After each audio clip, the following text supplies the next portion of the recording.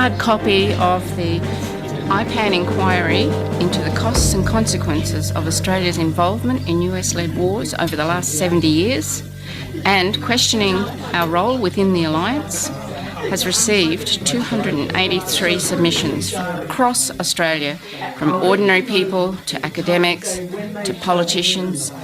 People have had their say. We've never had our say before. There's never been an inquiry into Australia's involvement in these wars.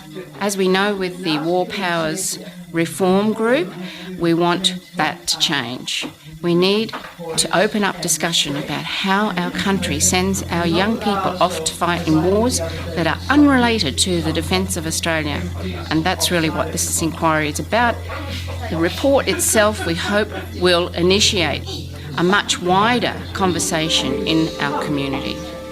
The inquiry is structured into 8 different areas. So we asked people to write their submissions in terms of what they considered the impacts were in the areas of social and community, in the areas of our foreign policy, military and defence, the economic impacts, the environmental impacts, the impacts on our democratic rights and on First Nations peoples. So, it's very broad and wide-reaching. This is a tool that we can use to open up conversation amongst the Australian people. It's nice to photograph these. Sit around the table, everybody. It'll look better in the filming. It's okay. We're not impatient. Just we'll wait for them. We're patient. Be slow.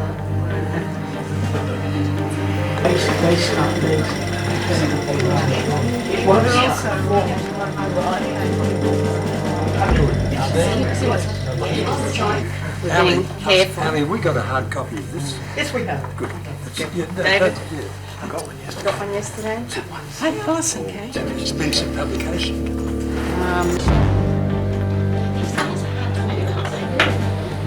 Like all organisations working so hard to see change, we felt we were in a bubble, and how could we get out of this bubble and actually connect more widely with the community. So that was our motivation. We set about the structure of it. That was a task in itself. Then the finding community leaders, respected community leaders, and these included Kelly, Peter, Alison, Vince Scapacura, Greg Barnes, Terry Mason, Chad Satterley, Jeannie Ray. So we had 8 community leaders, and that took quite a long time to actually find the people that we wanted to receive the submissions. And Ian Lowe. How could I leave Ian out of that?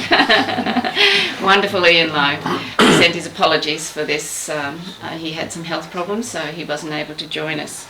So that was our motivation and how we set it up. After that, it was the process of getting out there in the community to talk to people about inviting them to put submissions in. So it was obviously done through a number of ways, but it included going to church hall meetings and union meetings, and just doing our best to let as many people know about this inquiry as we possibly could, and hence, the level of response. We've had responses from people across the country, people who just heard about it and wanted to have their say. It's never been done before. Nobody's ever asked the Australian community what they think about us, our governments committing us to go and wage war in countries where we, in fact, are not threatened. Foreign wars, where our territory and our people are under no threat. And so we had this wonderful assortment of people's views and what they wanted to share. So that engagement was probably our primary aim, actually, was to engage with people. The report in itself is the icing on the cake, but it's also gives us the opportunity then to go back to the community with this wonderful resource. And that's going to be the main thrust of our efforts into 2023. So David, Jordan, Peter, Kelly, you're not off the hook yet. How do we fix it? Pronounce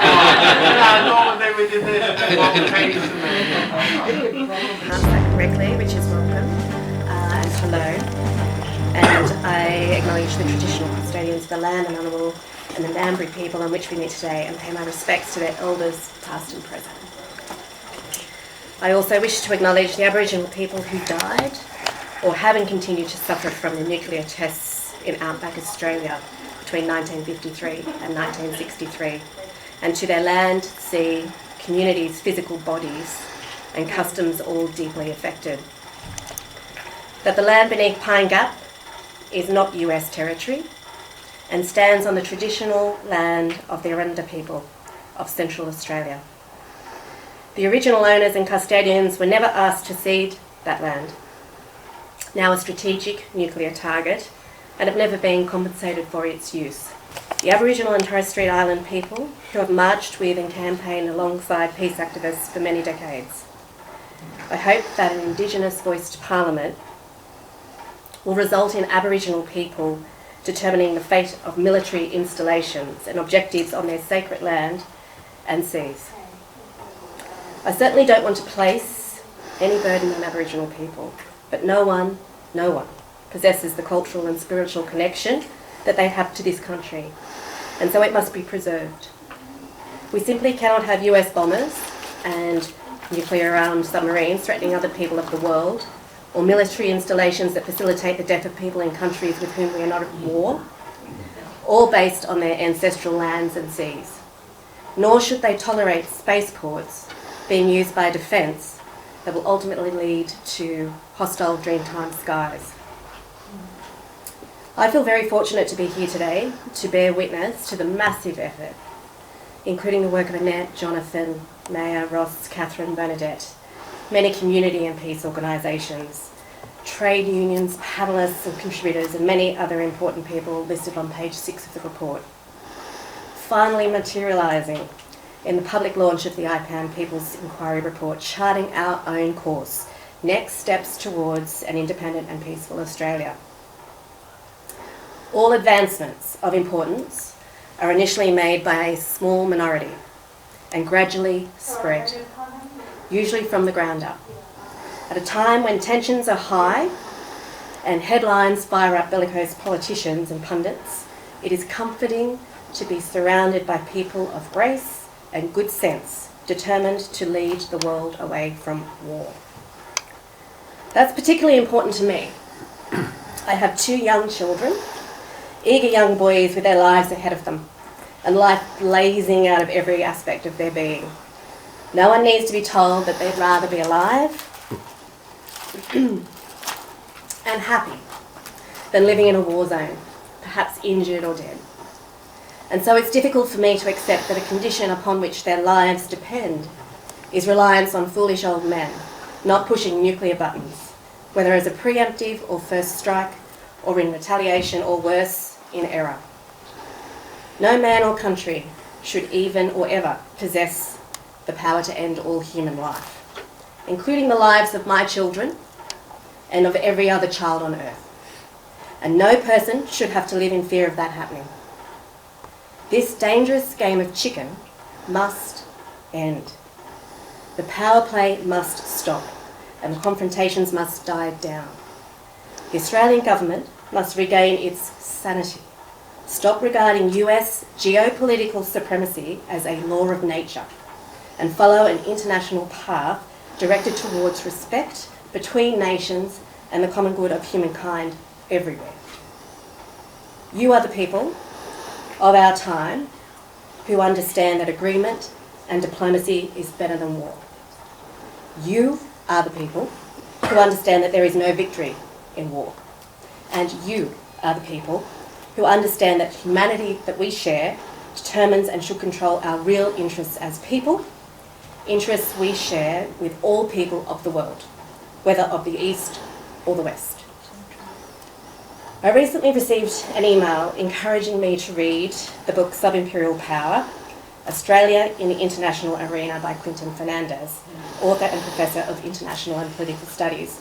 I know Mary mentioned his book yesterday in her talk. I did read it, And these lines struck me as the most important in the book. Quote, "The public responds rationally to the facts it sees. Inconvenient facts are not censored, but are buried all the same. In principle, they are discoverable, but in reality, they are out of the public's awareness because, without regular repetition, no one remembers them. And they have to remain unrepeated and unemphasised precisely because of Australia's democratic freedoms. If they are front and centre, they would never be tolerated by Australians. This is why a former DFAT secretary, Mr. Woolcott, said, 'We cannot allow foreign policy to be made in the streets, by media or by unions.' This is precisely why this report is of such value and historical importance, offering alternative visions and possible solutions. The release of the report itself may not make resistors, critics and hardliners in Canberra nervous, but the public adoption and repetition of its ideas will. It is not fanatical. Remember this, it is not fanatical for people to want to say in defence and foreign policy matters, or to want a choice that excludes war and maintains our sovereignty, or for people to want public scrutiny and accountability of the decisions made in our name. And the sooner we start calling for those things, the sooner time will persuade the decision makers. To the media, who have form in driving us towards war because it's good for newspapers and some of their financial supporters, and coincidentally might serve the interests of media proprietors. I would point out that the President of the United States has not ruled out the use of nuclear weapons, even as a first strike, in order to defend Taiwan or in any conflict with China. In fact, the President said only last month that the risk of nuclear Armageddon is the highest it has been for 60 years. Now look back to Hiroshima. There are no promotions or profits or Walkley Awards after a nuclear exchange. With Armageddon, there are no newspapers, no internet and no journalists, only burning cities, radiation poisoning, smoke, social chaos, rotting corpses and utter desolation and ghastliness. And I don't say that to be alarmist. I say that because it's been modelled. There are climate models that show what comes after a nuclear exchange. So the time has come for you to read, digest, quote from and cite this report. Ask the Australian government how many people will die in the event of a nuclear war in our region. How many people will die? Which of our cities are likely targets? What will be the fallout zones? How is a large-scale war in this region in our national interests? How does and will war affect the climate? Where is all this going? There are Walkley Awards and viral accolades for the honest and the forthright. Those who make politicians confront the history of all countries and provide context. Who seek evidence, understanding and fact check, and who call out the hypocrisy of politicians who ignore the crimes of some leaders and countries and denounce the crimes of others. To the Australian government that stubbornly clings to and relies on the US nuclear deterrence umbrella, I say, tell people the truth. Tell people that nuclear deterrence is only a theory. Tell people that the risks of war have increased notwithstanding the existence of nuclear weapons. And tell people nuclear deterrence requires more than nuclear threats. As the RAND Corporation pointed out in 2018, effective deterrence also requires dialogue, inducements and reassurances in a larger strategy of dissuasion, which does not currently exist. Irrespective of how this report is received by those in power, it will have an impact there if it is read and taken up by ordinary people who recognise its truths and the personal vulnerability of all people, including themselves and their loved ones and all Australians, to the depredations of international political game playing and the wanton destructiveness of unnecessary war. With the support of enough ordinary Australians, like us, even if only at the polling booths, our ideals can and will be achieved.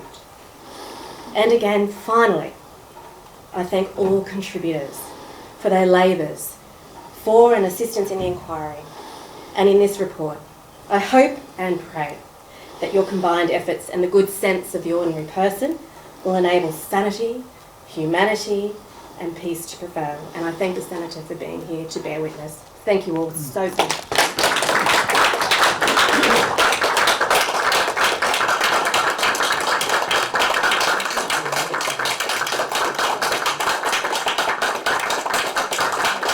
And I think it's important when we're talking about peace to start with an acknowledgement that we're actually on First Nations land, and this is an honourable country, and we have so much to learn from First Nations peoples about living in a peaceful way on this extraordinary continent. So I acknowledge this is First Nations land, and I think all of us acknowledge that in the work we do, because peace is not just external, peace is also internal. And for me, until we have treaty, we have an unfinished peace project in this country as well. But I really want to thank IPAN for the work that they've done in producing this. Because Jordan was trapped in another place yesterday, I had the privilege of tabling in the Senate yesterday your report. So,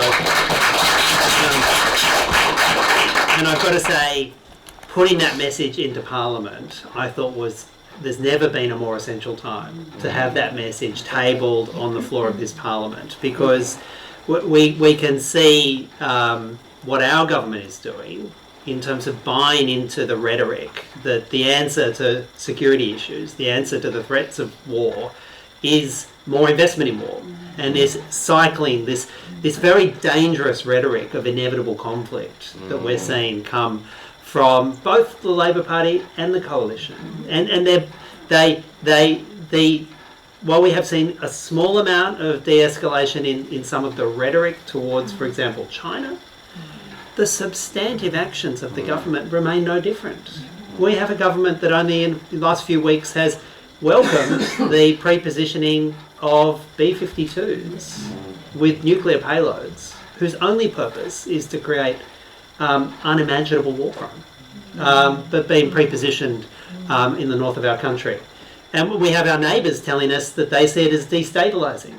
And it's not unreasonable position from Indonesia to say they really don't want to see nuclear-armed bombers flying over their country to make war in their region. And you know, we also see the Labor government uncritically ticking off with some of these the worst excesses of militarised budget that I could imagine.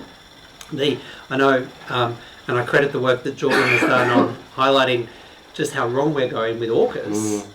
But from the defence folks' point of view, the idea that we would be contributing $170 billion to the, effectively, nuclear weapons industry, that diversion of public wealth for an offensive submarine project that will cripple government's expenditure for decades into the future is utterly obscene. But there's nothing you can separate the Labor and Labor Party and the Coalition on that. And we have so much work to do here. And so much work to do out in the community. In fact, when I look at the defence budget, the scale of the expenditure is genuinely frightening. Late on the Monday night of the first night of budget estimates, in 20 minutes, we uncovered a lazy $591 million, you know, almost $600 million. It's an inconceivable amount of money that had not been previously disclosed as part of the wasted expenditure to not get French submarines. Yes. And so the total cost to the taxpayers, the total cost to not get French submarines is now $4 billion. I mean, I speak with groups like community legal centres, Aboriginal legal services, whose services could be revolutionised with $20 million.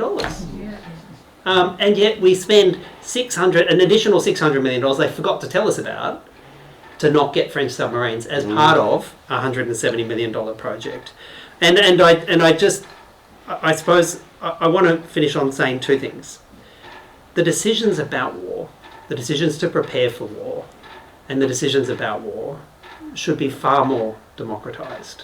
At the moment, these decisions, to see a huge amount of our public wealth spent on weapons systems, fostering instability, are largely made by a small group amongst the political elite in just 2 political parties who are increasingly unrepresentative of the Australian public.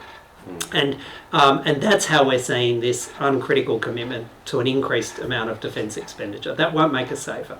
More weapons won't make us safer. I think history tells us that. But also the decision to go to war. And again, I want to credit the work that Jordan has done. The idea that our country would be taken to yet another war, and it almost certainly be following uncritically a US path to war. The idea that we would do that without a vote of Parliament is so deeply offensive. So when IPAN delivers this report and points out how critical it is, we have a genuinely independent foreign policy. We have a genuinely independent approach to our defence. And we don't just become the United States' willing little deputy sheriff to follow on in the wake of their next offensive war.